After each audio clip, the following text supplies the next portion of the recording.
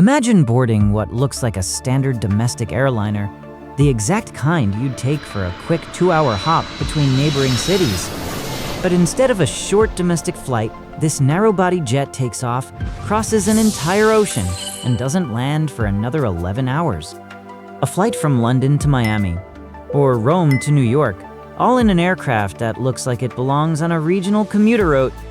This isn't a concept or a future dream. This is the Airbus A321XLR.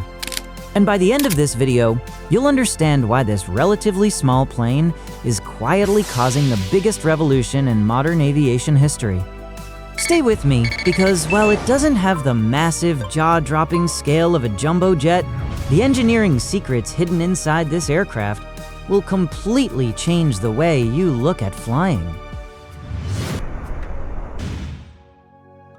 The first thing that sets the A321XLR apart is its unbelievable endurance. XLR stands for extra long range, and it absolutely earns that title. It can fly up to 4,700 nautical miles, or roughly 5,400 miles, without a single stop. To put that in perspective, that is the distance from Houston to Santiago, or Sydney to Tokyo. Traditionally, routes of this magnitude were the exclusive domain of massive twin-aisle wide-body aircraft like the Boeing 777 or the Airbus A350. But the A321XLR does it with just a single aisle and 2 engines. It essentially offers wide-body capabilities in a narrow-body footprint, and it does this while burning 30% less fuel per seat compared to previous generation aircraft. But achieving this kind of range in such a compact airframe wasn't just a matter of strapping on more powerful engines. It required a complete ground-up rethinking of how an airliner stores its energy. Now, here's where the engineering gets really interesting. To fly that far, you need fuel, a massive amount of it. But in a narrow-body plane, space is your most critical and scarce constraint. You can't just make the wings significantly bigger without changing the entire aerodynamic profile and destroying the efficiency of the aircraft. So, Airbus engineers did something unprecedented. They created the rear center tank, or RCT. Unlike traditional extra fuel tanks that are essentially large metal boxes loaded into the cargo hold, taking up valuable luggage space, the RCT is permanently integrated into the aircraft's actual fuselage structure. It sits directly beneath the passenger cabin floor, just behind the main landing gear. This uniquely contoured tank holds an astonishing 3,400 gallons of additional fuel. But maximizing this space came with a massive regulatory headache. Because the tank is integrated right into the lower fuselage, aviation safety authorities raised serious concerns about fire risks in the event of a belly landing or a runway overrun. To get the aircraft certified, Airbus had to engineer a highly complex, specialized structural liner to protect the tank from impact and fire. It added crucial weight and delayed the project, but they solved it, creating one of the most space-efficient fuel storage systems ever put into a commercial jet.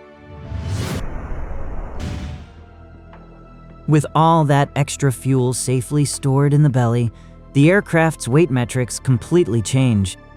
You might look at an A321XLR on the tarmac and think it's just a standard A321, but structurally, it's a heavyweight brawler. Its maximum takeoff weight reaches a staggering 222,000 pounds. For a narrow-body aircraft, crossing the 200,000-pound threshold is a massive engineering milestone. To handle that immense weight, Airbus couldn't just use standard landing gear. They had to heavily redesign the main landing gear to support the increased stress during takeoff and landing. The tires, the carbon brakes, and the shock absorbers were all beefed up to handle the incredible kinetic energy of a 222,000-pound machine hitting a runway at high speeds. Even the wing trailing edges and the flap structures had to be reinforced to manage the extreme aerodynamic loads at such high weights. It might look like a featherweight on the outside, but structurally, it's built like a tank. But here is a counterintuitive detail that airlines are currently wrestling with: the passenger experience. The XLR forces the aviation industry to confront a strange paradox. From an airline's perspective, this plane is a golden goose. But from a passenger's perspective, sitting in a single-aisle tube for 11 hours sounds incredibly daunting. On a wide-body jet, you can walk around, stretch your legs in the galleys, and enjoy a sense of spatial volume. In a narrow body, you are confined. To combat this feeling of claustrophobia, Airbus introduced the Airspace cabin. They maximized overhead bin space so bags don't crowd your feet, widened the cabin at shoulder level by literally sculpting the interior sidewalls, and installed advanced LED lighting to simulate the time of day and reduce jet lag. But the real challenge falls on the airlines themselves. To make an 11-hour flight viable for premium passengers paying thousands of dollars, airlines are being forced to install fully flat beds with direct aisle access in a cabin that was originally designed for standard economy seating. It is a masterpiece of spatial Tetris, pushing interior designers to create luxury suites within mere inches of available space. So with all these engineering hurdles and passenger comfort challenges, why are airlines fighting each other to buy this plane? Because the A321XLR is an industry killer. Specifically, it kills the traditional hub and spoke model. For decades, if you wanted to fly from a secondary city in Europe to a secondary city in the United States, you had to fly to a massive hub like London Heathrow or Frankfurt, board a giant wide-body plane to New York, and then take another small plane to your final destination.